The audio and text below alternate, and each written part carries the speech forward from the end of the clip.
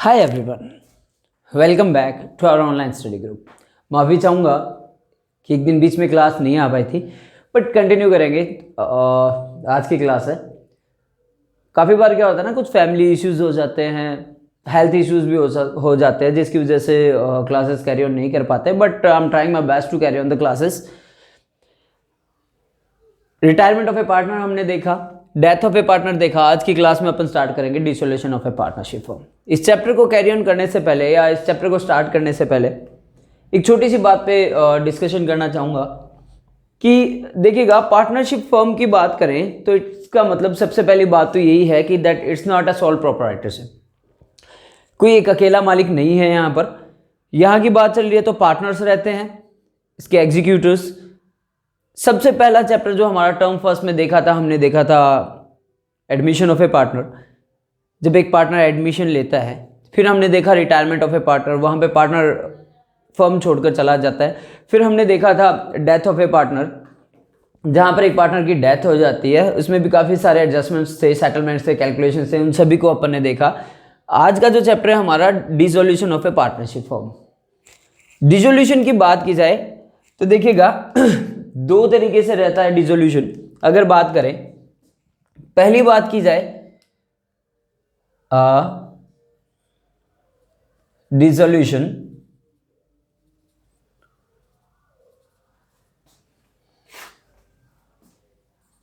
Of partnership.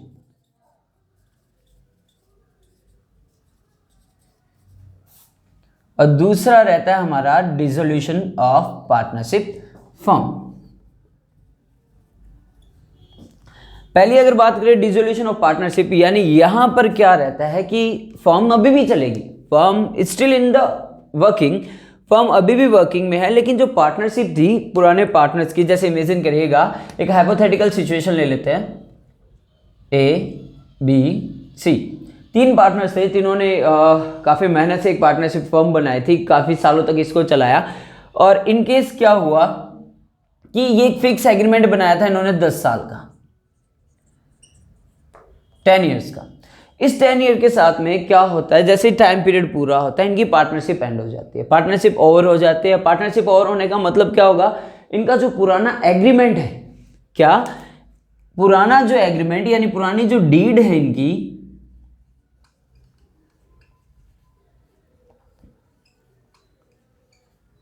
वो over हो जाती है। यहां पे क्या खत्म होता है, इनकी डीड पूरी हो जाती है, लेकिन फर्म अभी भी वर्किंग में। ऑब्वियसली नई एग्रीमेंट बनेगा, तब तक जो पुरानी डीड थी वो खत्म हो गई। अब हो सकता है नया एग्रीमेंट बना ले, नई डीड बना ले। लेकिन नेक्स्ट अगर कंडीशन की देखें, डिसोल्यूशन ऑफ पार्टनरशिप फर्म, यहां पर इस कंडीशन में क्या हो रहा है, फर्म ही बंद हो रही है। और फर्म बंद हो रही है तो ऑब्वियसली पार्टनरशिप भी बंद हो रही है। फर्म बंद होने का मतलब सब कुछ और हो चुका है, ना ही पार्टनरशिप रहेगी, ना ही कोई एग्रीमेंट रहेगा, है ना ही कोई एडजस्टमेंट्स रहेंगे, ना ही कोई कैलकुलेशंस रहेंगे। कुछ एक टॉपिक जो है फर्म बंद होने के साथ साथ, अब देखो जैसे ही कोई फर्म बंद हुई, इमेजिन करो ए बी सी तीन एक पार्टनरशिप फर्म चला रहे थे, ठीक है, वही हाइपोथेटिकल सिचुएशन अपनी। इसी सिचुएशन में इन्होंने क्या किया, इनकी ये पार्टनरशिप फर्म थी। आज की क्लास थोड़ी सी बड़ी रहेगी तो बने रहिएगा। क्यों? क्योंकि सक्सेस वही हासिल करते हैं जो मेहनत पे ट्रस्ट रखते हैं, यानी जो मेहनत रखते हैं, जो पैसेंस रखते हैं। कुछ एक लाइंस याद आ रही है मेरे पंजाबी स्टूडेंट्स के लिए, तो गौर फरमाइएगा। मेहनत करन दा काम है साडा, मेहनत करन दा काम है साडा, मुल वाहिगुरु पाऊगा। मेहनत करन दा काम है साडा, मुल वाहिगुरु पाऊगा। बड़े दिना तो करा उड़ीका, बड़े दिना तो करा उड़ीका उस्ताद, वेखी टेम साडा भी आऊगा। ठीक है, यानी कि वक्त अपना भी आएगा, बस मेहनत करते जाइए, मेहनत पे ट्रस्ट रखिए, अपने आप पे कॉन्फिडेंस रखिए, जो सिलेबस है उसको अपडेटेड रखिए, अपने टाइम स्केड्यूल को बनाकर रखिए, अपने आप आपको सक्सेस अचीव हो जाएगी। इन तीनों ने पार्टनरशिप फर्म को चलाया। एक वक्त ऐसा हुआ कि तीनों ने ये डिसाइड कर लिया कि अब हमें इस फर्म को नहीं चलाना। तो ऑब्वियसली फर्म को नहीं चलाना तो एग्रीमेंट भी खत्म, और साथ के साथ में इनका क्या खत्म, फर्म भी खत्म। लेकिन जनाब फर्म खत्म होगी तो ऐसे थोड़ी जाने देंगे मार्केट वाले। अगर आप मार्केट में से जा रहे हो तो ऑब्वियसली आपने लोगों से कुछ उधार भी लिया होगा, आपका कुछ उधार लोगों में भी बाकी होगा, आपको लोगों से पैसे लेने भी होंगे या आपको लोगों को पैसे पे भी करने होंगे। यानी उस कंडीशन की बात की जाए तो ध्यान रखिएगा, सबसे पहली बात हमारी क्या होती है, दो चीजें रहती है हमारे पास। एक तो रहता है क्या, जितने भी लोगों को पेमेंट करना है उनको वहां पर क्या करेंगे, पेमेंट टू या payment of liabilities, payment of liabilities. दूसरी अगर बात करें तो क्या होगा, सेल ऑफ ऑल एसेट्स। भाई तीनों ही पार्टनर में किसी भी रीजन से हुआ होगा, डिसोल्यूशन बन नहीं रही होगी, झगड़ा हो गया होगा, कोई ऑब्जेक्शंस आ गए होंगे, मनमुटाव हो गया होगा कि तीनों ने डिसाइड कर लिया कि अब फर्म को कंटिन्यू करना ही नहीं है। अब फर्म को कंटिन्यू नहीं करना तो ऑब्वियसली अपन क्या करेंगे, सबसे पहले तो ये पता करेंगे कि कितने लोगों को पेमेंट करना है, तो ऑब्वियसली उन सारी लायबिलिटीज को पेमेंट करना पड़ेगा। सेल ऑफ ऑल एसेट्स, और फिर ये भी होता है कि भाई सारी एसेट्स बेच देते हैं, जितना पैसा आएगा लायबिलिटीज को पेमेंट करने के बाद में उसको बांट लिया जाएगा। बट काफी बार ये चीजें भी हो जाती है कि कोई पार्टनर कह देता है कि यार ये एसेट आप मत बेचिए, ये आप मुझे दे दीजिए। इमेजिन करिएगा एबीसी तीन पार्टनर थे, तीनों एक इलेक्ट्रिकल शॉप चला रहे थे, इलेक्ट्रिकल शॉप कह सकते हैं अपन, जिसमें एलईडीज या लैपटॉप्स वगैरह काफ़ी सारी चीज़ें थी, या ऑटोमोबाइल तो नहीं कहूँगा मैं, इलेक्ट्रिकल शॉप कह सकते हैं अपन, ठीक है, इलेक्ट्रॉनिक्स शॉप कह सकते हैं। जब जैसे ही एसेट्स को सेल हो रहा था तो उनमें से एक कहता है कि यार ये जो बड़ा वाला एलईडी है वो मत बेचिए, वो मुझे दे दीजिए, लेकिन मेरे हिस्से में से जो पैसा बनेगा उसमें से ये पैसा काट लीजिए। तो ऐसी कंडीशंस भी आएगी सामने हमारे। लेकिन सबसे पहली बात क्या रहती है, पेमेंट ऑफ लायबिलिटीज की। अब सुनिएगा, जब वो एलईडी जब वो पार्टनर लेके जाता है तो बाकी पार्टनर क्या कहेंगे कि यार एक्चुअल में इसकी जो एग्जैक्ट वैल्यू है उसी पे लूंगा ना मैं। जैसे वो एलईडी 60,000 एमआरपी पे है तो मैं क्या कहूंगा, या फिर ए क्या कहेगा कि यार ये एलईडी मुझे दे दो और मेरा जो भी पैसा बनता था कैपिटल में से उसमें से 60,000 लेस कर देना। या फिर वो खरीदी थी या फिर मार्केट वैल्यू कितनी थी, उन चीज़ों को रियलाइज करना पड़ेगा हमें और उन्हीं रियलाइजेशन के हिसाब से उसका पेमेंट हो जाएगा। ठीक है, तो पहली चीज़ हमें क्या ध्यान में रखनी है, पेमेंट ऑफ लायबिलिटी। जितनी भी लायबिलिटीज है सबको पेमेंट करना पड़ेगा, लेकिन इनको पेमेंट करने के लिए पैसा आएगा कहाँ से, सेल ऑफ ऑल एसेट्स। पहले सारी प्रॉपर्टीज को बेचिए, जितना पैसा इकट्ठा होता है लायबिलिटीज को पेमेंट कर दीजिए। लायबिलिटीज को पेमेंट करने के बाद में ऑब्वियसली जो कुछ बचेगा वो हम ले जाएंगे। अब देखो एक चीज ये भी आती है कि इन दो चीजों के साथ साथ में काफी बार क्या होता है कि हमें कुछ एक एडजस्टमेंट करने पड़ते हैं, कुछ एक अकाउंट्स बनाने पड़ते हैं कि भले ही अपन डिसोल्यूशन कर रहे हैं, फर्म को खत्म कर रहे हैं, तो ऑब्वियसली हिसाब तो करेंगे। अब हिसाब करने के लिए सबसे पहला अकाउंट जो हमें बनाना पड़ेगा वो बनेगा हमारा रियलाइजेशन अकाउंट। यानी इस चैप्टर में अपन कौन कौन से अकाउंट्स बनाएंगे, किन किन की बात करेंगे, रियलाइजेशन अकाउंट की बात करेंगे। दूसरी बात अगर हमारी होगी वो रहेगी पार्टनर्स कैपिटल अकाउंट।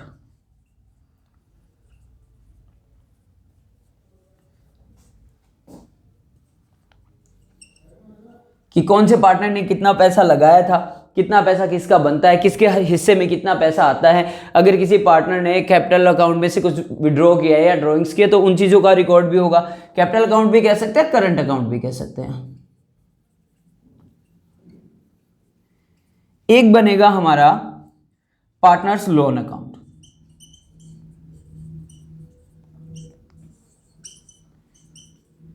अब पार्टनर्स लोन अकाउंट की बात करें तो देखिएगा ये टर्म एंड कंडीशंस पे रहता है। अगर क्वेश्चन आपको कहता है कि आपको पार्टनर्स लोन अकाउंट बनाना है तो डेफिनेटली आपको बनाना पड़ेगा, बट मैं तो यही कहूंगा कि आप पहले से बना के रखिए।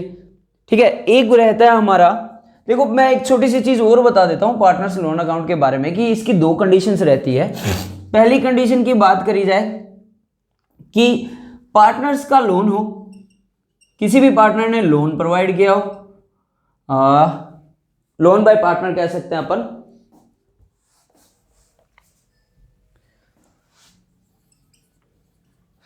Loan provided by partner. पहली कंडीशन तो ये। और दूसरी कंडीशन ये भी हो सकती है कि भाई पार्टनर का लोन कौन सी साइड दिया हुआ हो, लायबिलिटी साइड, लायबिलिटी साइड में दिया हुआ हो। ऑब्वियसली लायबिलिटी साइड है तो हमारा लोन ही होता है। कई बार ये भी होता है कि हमने पार्टनर्स के अलावा किसी और से लोन लिया हुआ है, सॉरी फॉर दैट, अगर हमने किसी और से लोन लिया हुआ है तो हमें पार्टनर्स लोन अकाउंट बनाने की जरूरत नहीं पड़ेगी। अगर हमें क्वेश्चन कहता है पार्टनर्स लोन अकाउंट बनाइए तो definitely we need to prepare that. Next और लास्ट जो अपना बनेगा वो बनेगा bank account.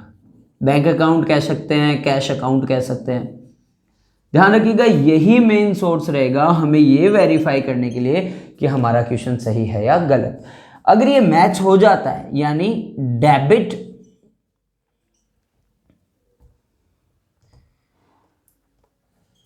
Is equal to credit, अगर ये बोथ साइड इक्वल आ जाते हैं पेमेंट के और रिसिप्ट के, तो इसका मतलब मान के चलिए हमारा क्वेश्चन सही है। अगर ये सही नहीं आ रहा तो हमने कहीं ना कहीं कोई ना कोई गलती करी है।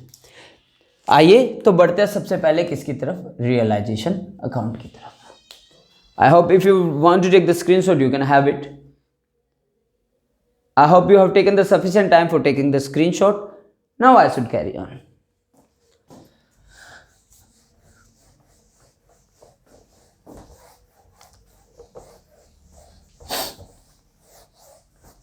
मैं हेडिंग रब कर रहा हूं यहां से ताकि क्योंकि अब हमें ज़रूरत नहीं है तो अपन अच्छे से स्पेस को यूटिलाइज कर सके। देखो रियलाइजेशन अकाउंट बनाने के पीछे सबसे बड़ा फायदा हमारा ये है कि हमें ये पता चल जाएगा कि कितनी एसेट्स हैं हमारी मार्केट में, कितनी लायबिलिटीज को हमें एक्चुअली पेमेंट करना है, किस पार्टनर के हिस्से में कितना पैसा आएगा, कितना हमारे पास इनकमिंग ऑफ कैश होगा, कितना हमें मार्केट में पे करना है उनके बारे में। तो देखो रियलाइजेशन अकाउंट बनाने का जो प्रोसीजर है उसको बनाने के लिए एक सिंपल सा स्टेप यूज करेंगे अपन। सबसे पहले देखिएगा हमें क्वेश्चन में क्या दी हुई मिलेगी, बैलेंस शीट दी हुई मिलेगी, बैलेंस शीट। और बैलेंस शीट का फॉर्मेट सभी को याद है, आई होप याद भी होगा। चलिए फिर भी मैं फॉर्मेट बना ही देता हूं यहां पे, थोड़ा सा स्पेस यूज करेंगे अपन। चलिए इतना काफी है हमारे लिए।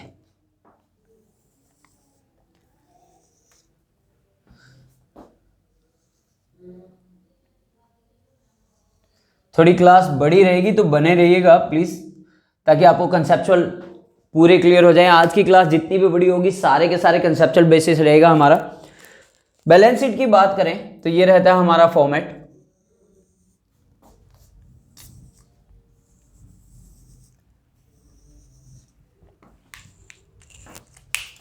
I should switch the marker. It's fine now. ये हमारा लायबिलिटीज साइड,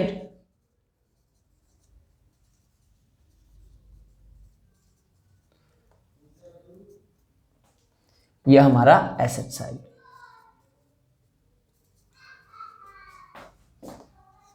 ये हमारा अमाउंट। आइए इसके बाद शुरुआत करते हैं हम किसकी, रियलाइजेशन अकाउंट की।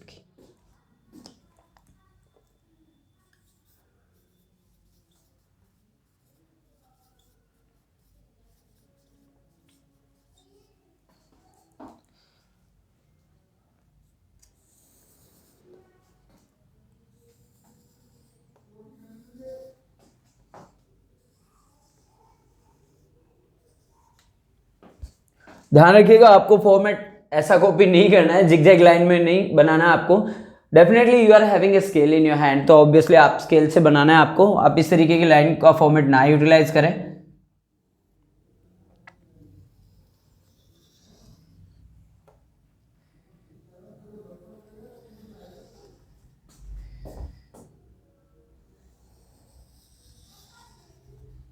चलिए आई थिंक इतना सफिशिएंट होगा।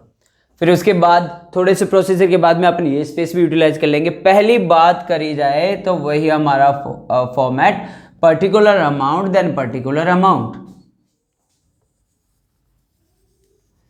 ये हमारा डेबिट साइड और ये हमारा क्रेडिट साइड। आइए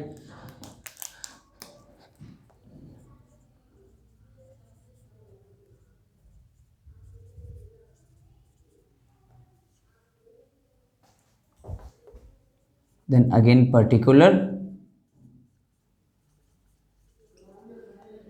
देन अमाउंट। अब देखिएगा, सबसे पहला प्रोसीजर, सबसे पहला स्टेप जो आपको फॉलो करना है, क्या करना है, जितनी भी लायबिलिटीज है उन सभी लायबिलिटीज को हमें क्या कर लेना है, यहां ले आना है। और किस मैन हेड से लेके आएंगे, ऑब्वियसली हम लिखेंगे बाय बैलेंस बीडी।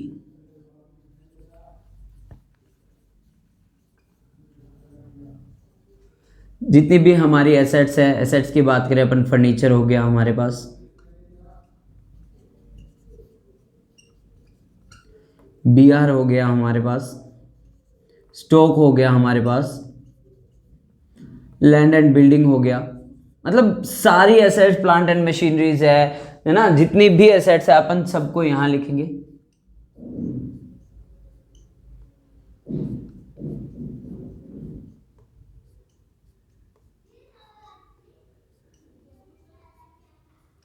ध्यान रखिएगा एक चीज, चलिए मैं इसके थोड़ा आगे जाके बताऊंगा आपको। और जितनी भी सॉरी यहां अपन ने एसेट्स लिख दी, जबकि हमें यहां पे क्या लेके आनी है, सारी की सारी लायबिलिटीज लेके आनी है। यानी जितनी भी लायबिलिटीज है हमें इस साइड लेके आनी है। कौन कौन सी हमारी रहेगी, अगर लायबिलिटीज में बात करें, हमारा क्रेडिटर है,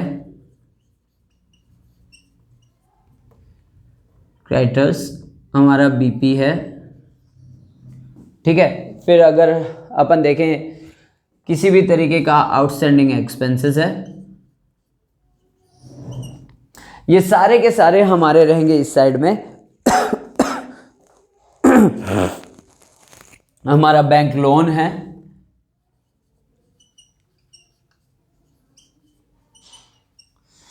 ऑब्वियसली इनका टोटल इनको अपन कहां रखेंगे, इनके अमाउंट को अंदर रखेंगे।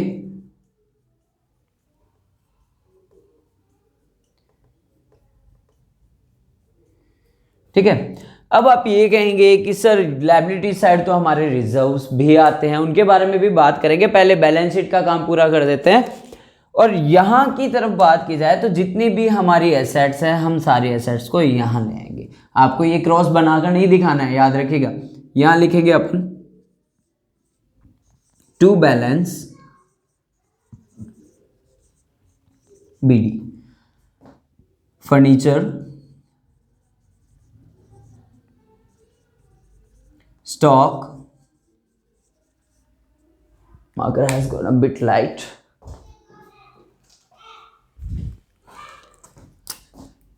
BR, this one is also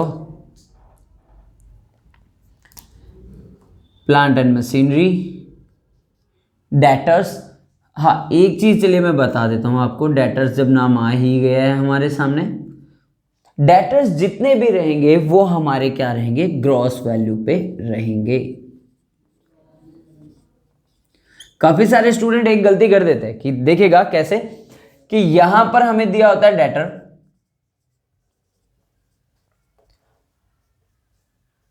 और माइनस उसमें लिखा हुआ प्रोविजन, प्रोविजन फॉर डेटर्स या डाउटफुल डेट्स, और उसमें से इसको माइनस करके बाहर दिखाया होता है ये। तो ये जो वैल्यू रहती है हमारी, इसको कहते हैं ग्रॉस वैल्यू, और ये वैल्यू जो रहती है हमारी, ये रहती है नेट वैल्यू। तो ध्यान रखिएगा यहां पर जो आपको डेटर्स लिखने हैं वो किस में रहेंगे, ग्रॉस वैल्यू में रहेंगे। जितने भी प्रोविजंस हमारे होंगे वो सारे प्रोविजंस यहां रहेंगे।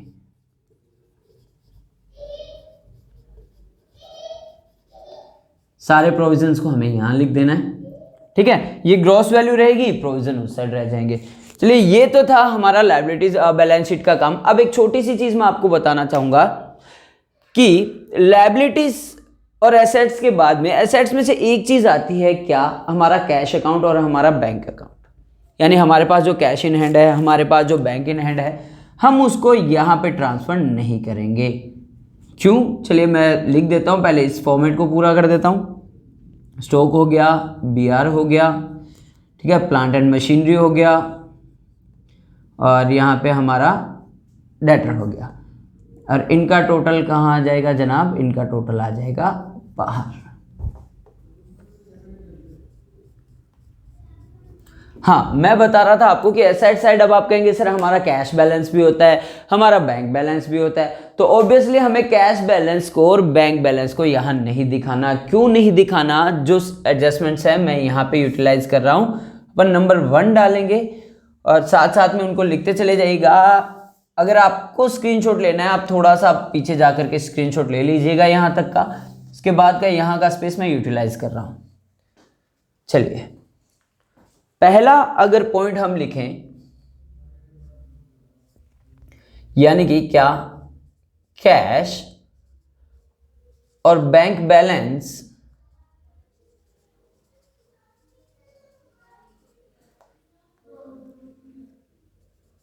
will be transferred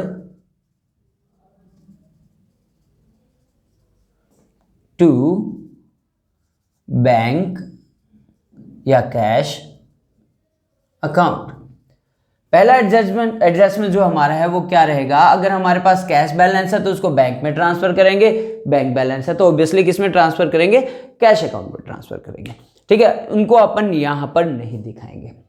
ठीक है, अब उसके बाद देखिएगा जितने भी हमारे रिजर्व्स एंड सरप्लसेस है, सारे रिजर्व एंड सरप्लसेस को क्या कर दिया जाएगा?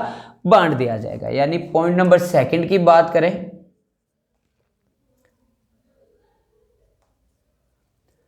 All reserves and accumulated profit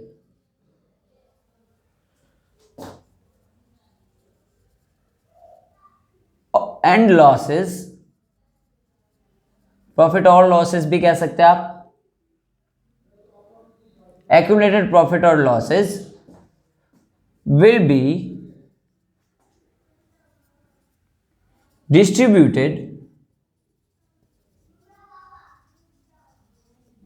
among all partners in old ratio, in old PSR। कि जितना भी एक्यूमुलेटेड प्रॉफिट एंड लॉसेस का बैलेंस है या कोई भी रिजर्व एंड सरप्लस पड़ा है हमारे पास, तो वो सारा रिजर्व एंड सरप्लस किस में बांट दिया जाएगा? पार्टनर्स में बांट दिया जाएगा, ओल्ड PSR में। ठीक है, एक चीज और मैं आपको बताना चाहूंगा कि गुडविल भी इस अकाउंट में नॉर्मल एसेट की तरह ट्रीट की जाएगी। अगर कोई गुडविल है तो अपन गुडविल को भी लिखेंगे यहां पे।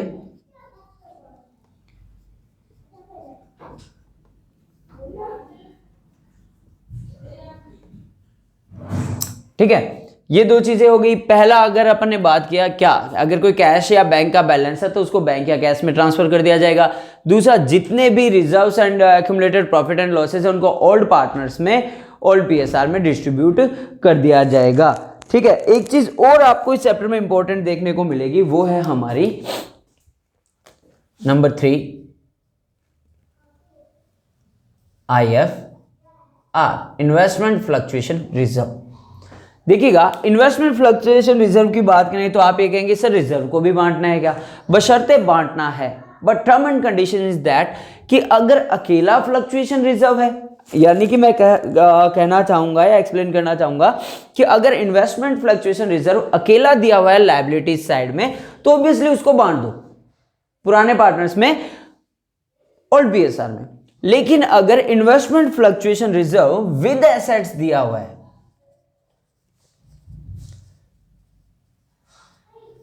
विद एसेट्स की बात करें या विद इन्वेस्टमेंट है, यानी हमें एक तरफ इन्वेस्टमेंट भी दिया है हमारी बैलेंस शीट में और एक तरफ IFR भी दिया है, तो ऑब्वियसली अपन क्या करेंगे? इन्वेस्टमेंट को हम यहां ले आएंगे और IFR को कहां ले जाएंगे? हमारे इस साइड में, क्रेडिट साइड में ले जाएंगे। आई होप थर्ड पॉइंट आपको क्लियर हो गया होगा। नेक्स्ट अगर बात करें तो हमारा पॉइंट रहता है, देखिएगा कई बार क्या होता है, जिस कंडीशन के बारे में मैंने अभी आपको पहले बताया कि काफी बार ऐसा भी होता है कि पार्टनर्स में से कोई एक पार्टनर कह देता है कि यार ये प्रॉपर्टी मुझे दे दो या ये एसेट मुझे दे दो। ठीक है, उससे पहले या एक छोटी सी चीज और आपको बताना चाहूंगा जो अभी मेरे माइंड में जस्ट स्ट्रक करी। कई बार क्या होता है, जैसे क्रेडिटर को पेमेंट करना है और क्रेडिटर को कहा कि जनाब हम तो फॉर्म बंद कर रहे हैं, तो क्रेडिटर ने कह दिया कि यार आपके पास ये गाड़ी खड़ी है, ये मुझे दे दो। पेमेंट में, इन केस जैसे इमेजिन करो इस क्रिएटर को 3 लाख रुपए देने थे और हमारे पास कोई एक कार खड़ी थी जो अपन यूटिलाइज कर रहे थे काफी टाइम से, और क्रिएटर एग्री करता है कि ठीक है मुझे कार दे दीजिए, बदले में जो भी पेमेंट होगा कोई प्रॉब्लम नहीं है, अपन सेटलमेंट कर लेते हैं। जब किसी क्रेडिटर को एसेट्स में से कोई पेमेंट कर दिया जाता है तो उसकी कोई भी एंट्री नहीं होगी या उसको कहीं भी रिकॉर्ड नहीं किया जाएगा। फिर ना तो यहाँ पे क्रेडिटर आएगा और ना ही यहाँ पर वो एसेट आएगी जो हमने एक्सचेंज में दी है। अगर मैं कहूं if any asset is given in exchange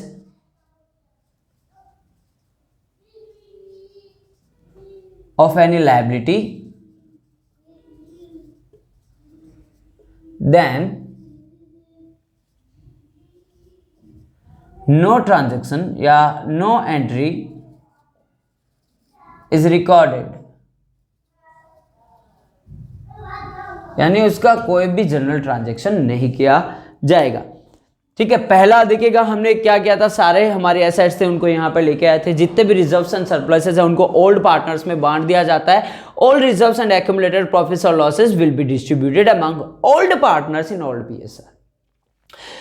एक पॉइंट हमने ये देखा, कैश या बैंक का कोई बैलेंस है तो उसको ट्रांसफर कर दिया जाएगा बैंक या कैश अकाउंट में। ठीक है, आईएफआर अगर कोई स्पेशली आपको देखने के लिए मिलेगा, ध्यान से नोटिफाई कर लीजिएगा, काफी इंपॉर्टेंट टॉपिक है कि मोस्टली स्टूडेंट्स क्या करते हैं, आईएफआर दिया है और इन्वेस्टमेंट भी दिया है तो आईएफआर को वही बांट देते हैं। नहीं, ऐसा नहीं करना। अगर आईएफआर अकेला दिया है विद एसेट्स और इन्वेस्टमेंट, तब भी हम उसको क्या करेंगे, आईएफआर को लायबिलिटी साइड ले जाएंगे, लायबिलिटी से ट्रांसफर इस साइड करेंगे और इन्वेस्टमेंट या एसेट जो है वो इस साइड आ जाएगी। अगर अकेला दिया है तो उसको बांट दो, बेशक कोई प्रॉब्लम नहीं है। नेक्स्ट पॉइंट हमने देखा, if any asset is given in exchange of any liability then no entry is recorded या नो एंट्री इज नीडेड। अगर जैसे मान लो एक क्रेडिटर था और फर्म में फर्नीचर रखा था, क्रेडिटर को 50,000 रुपए देने थे, उसको कहा कि जनाब हम तो फर्म डिसॉल्व कर रहे हैं, फर्म को खत्म कर रहे हैं, अब आगे फर्म नहीं चलाएंगे।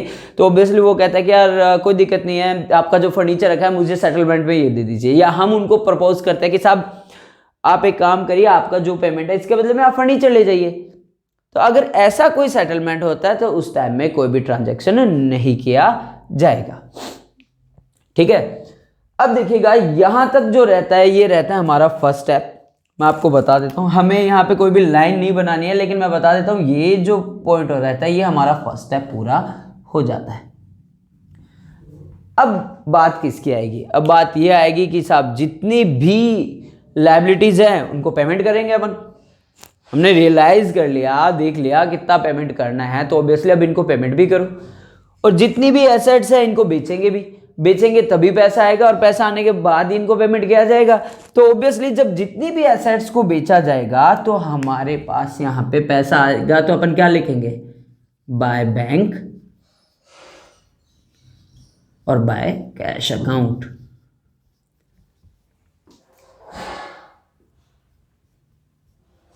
मैं यहां पे लिख देता हूं सेल ऑफ एसेट। ठीक है, जितना भी पैसा इनको बेचने पे आएगा सारा कौन सी साइड रिकॉर्ड कर दिया जाएगा, बाय बैंक या by cash account, sale of asset. और जितनी भी लायबिलिटीज है उनको पेमेंट करेंगे, तो हम यहां पे क्या लिखेंगे, टू बैंक या कैश अकाउंट पेड टू या पेड फॉर लायबिलिटीज।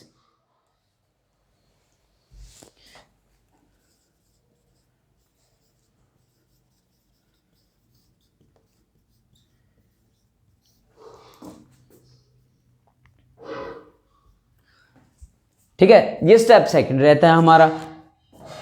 अब उसके बाद एक छोटी छोटी एक दो चीजें और रहती है। देखिएगा कई बार क्या होता है, जब रियलाइजेशन अकाउंट बनाना होता है तो उसके कुछ एक्सपेंडिचर्स लगते हैं। जैसे मानो ABC 3 पार्टनर्स थे और रियलाइजेशन पे एक्सपेंडिचर हो रहा है, ऑब्वियसली जनरली अगर उसको फर्म उसको पे कर रही है तो उसके लिए डायरेक्ट स्टेटमेंट या एंट्री क्या आ जाएगी, टू बैंक अकाउंट या कैश अकाउंट, और यहां क्या आ जाएगा, रियलाइजेशन एक्सपेंसेस पेड। अगर रियलाइजेशन एक्सपेंसेस को डायरेक्टली पे किया जा रहा है तो टू बैंक अकाउंट, सीधी सी बात है। अगर यही रियलाइजेशन एक्सपेंडिचर कोई पार्टनर पे कर रहा है, जैसे मानिए कि ABC तीनों पार्टनर थे, तीनों डिसॉल्व कर रहे थे फर्म को, तो कह दिया गया कि भाई B संभालेगा रियलाइजेशन का जितना भी काम है वो सारा B संभालेगा, और एक वक्त क्या होता है कि वो पैसा जो एक्सपेंडिचर जो आता है वो B पे कर रहा है, तो ऑब्वियसली वो पैसा उसको मिलना चाहिए कायदे से। तो इसके लिए अपन क्या लिख देंगे यहाँ पर, टू पार्टनर्स कैपिटल अकाउंट, जिसने भी वो पेमेंट किया है, यानी पेड बाय पार्टनर।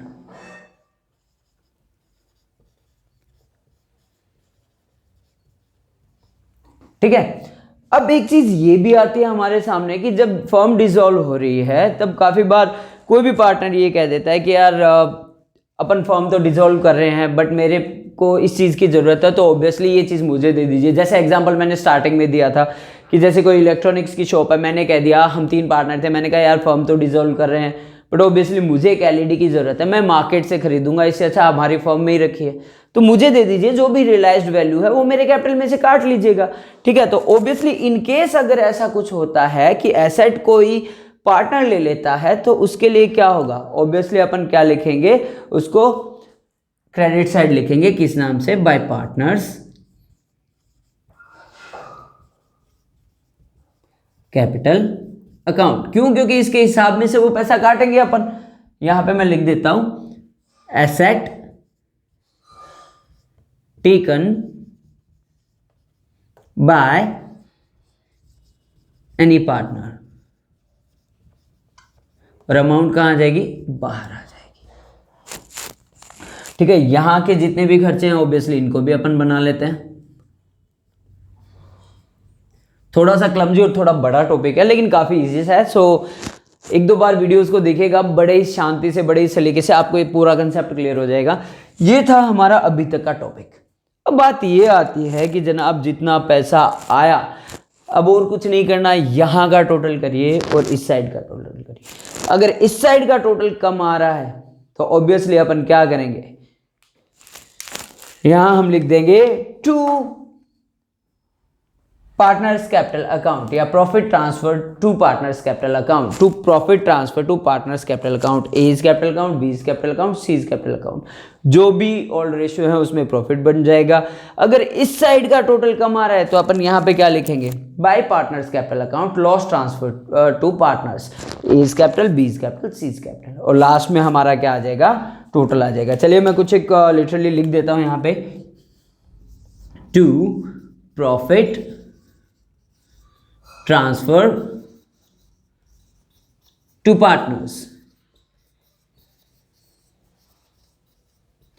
ABC जितने भी पार्टनर रहेंगे, अगर इनकेस यहां पर और अगर लॉस होता है, अगर इस साइड का टोटल कम आ रहा है क्रेडिट साइड का, तो यहां क्या आ जाएगा, by loss to partners, transfer to partners, वही ABC। ठीक है। और उसके बाद लास्ट में हमारा क्या आ जाएगा, टोटल आ जाएगा। ये था हमारा रियलाइजेशन अकाउंट। आई होप आपके लिए ये क्लास काफ़ी बेनिफिशियल रहेगी, न्यूमेरिकल पर भी बढ़ेंगे, बट आज की जो क्लास थी वो पूरी की पूरी बेसिक कंसेप्चुअल को लेकर थी। ठीक है। स्टार्टिंग में हमने बैलेंस शीट में क्या देखा, बैलेंस जितना भी था वो सारा इधर ट्रांसफर किया, क्रेडिट लाइबिलिटीज थी सारे यहाँ लेकर आए, किनको छोड़ा हमने छोड़ा रिजर्व एंड सरप्लसेस को, हमने छोड़ा कोई भी इन्वेस्टमेंट फ्लक्चुएशन रिजर्व है उसको छोड़ दिया था। ठीक है। सारा हम यहाँ ले आए। एसेट्स की बात करें सारे हम इधर लेके आए थे, furniture, stock, BR, plant and machinery. Debtors की बात करी तो ग्रॉस वैल्यू पे थी। कैश को छोड़ा, बैंक को छोड़ा, उसके अलावा किसी चीज़ को भी नहीं छोड़ा। ठीक है। गुडविल को भी हमने किस में माना, एक सिंपल एसेट या नॉर्मल एसेट की तरह ट्रीट किया। अगर कोई भी प्रोविजन है तो अपन उसको लायबिलिटी साइड दिखा देंगे, अगर नॉर्मल रिजर्व एंड सरप्लसेस है उनको बांट देंगे, अगर IFR है, अगर अकेला IFR है तो उसको बांट दो, अगर एसेट के साथ में है तो अपन उसको रिकॉर्ड कर देंगे। फिर हमने देखा कि अगर किसी भी लायबिलिटी के बदले में एक्सचेंज में अपन कोई एसेट पे कर रहे हैं तो उसका कोई भी ट्रांजैक्शन नहीं करना। फिर हमने देखा सारे एसेट्स को हमने सोल्ड आउट किया, बाय बैंक या बाय कैश से पैसा आ गया हमारे पास, जितने भी लायबिलिटीज थी उनको पे किया, टू बैंक या टू कैश अकाउंट किया हमने, पेड फॉर लायबिलिटीज है। अगर कोई रियलाइजेशन के एक्सपेंडिचर कैश या बैंक से पे हो रहे हैं तो डायरेक्ट हमने एंट्री में लिखा। अगर कोई पार्टनर पे कर रहा है तो हमने टू पार्टनर्स कैपिटल अकाउंट कर दिया। अगर कोई पार्टनर किसी रियलाइज्ड एसेट को रख रहा है तो ऑब्वियसली अपन क्या करेंगे, बाय पार्टनर्स कैपिटल अकाउंट कर देंगे। अगर कोई लायबिलिटी पे कर रहा है तो यहाँ पे क्या हो जाएगा, by partners to partners capital account हो जाएगा। तो ये सारी चीजें जो थी रियलाइजेशन की देखी थी। लास्ट अगर इस साइड का टोटल कम आ रहा है तो to profit transfer to partners, और इस साइड का कम आ रहा है तो by loss transfer to partners. I hope आपको ये क्लियर हो गया होगा। ठीक है, ये क्लासेस सिर्फ एक जरिया रहती है आपको आपके मुकाम तक पहुंचाने के लिए, क्योंकि बहुत से लोग कहते हैं कि, चलिए मैं कुछ एक लाइंस बताता हूं आपको कि कौन कहती है कि जिंदगी किस्मत तय करती है। कौन कहती है कि जिंदगी किस्मत तय करती है, इरादों में दम हो तो मंजिलें भी झुका करती है। अब ये दम ही आपको आपकी मंजिल तक पहुंचाएगा। अगर आपने अच्छे से डिटरमाइन किया है खुद को, आपके इरादे मजबूत है, आप सेल्फ कॉन्फिडेंट हैं, डिटरमाइंड है अपनी स्टडीज़ को लेकर के, तो डेफिनेटली सक्सेस आपसे ज़्यादा दूर नहीं है। बस बने रहिएगा स्टडीज़ के साथ में। Don't forget to what like, subscribe and share and stay safe, stay healthy. Have a great day. Thanks a lot.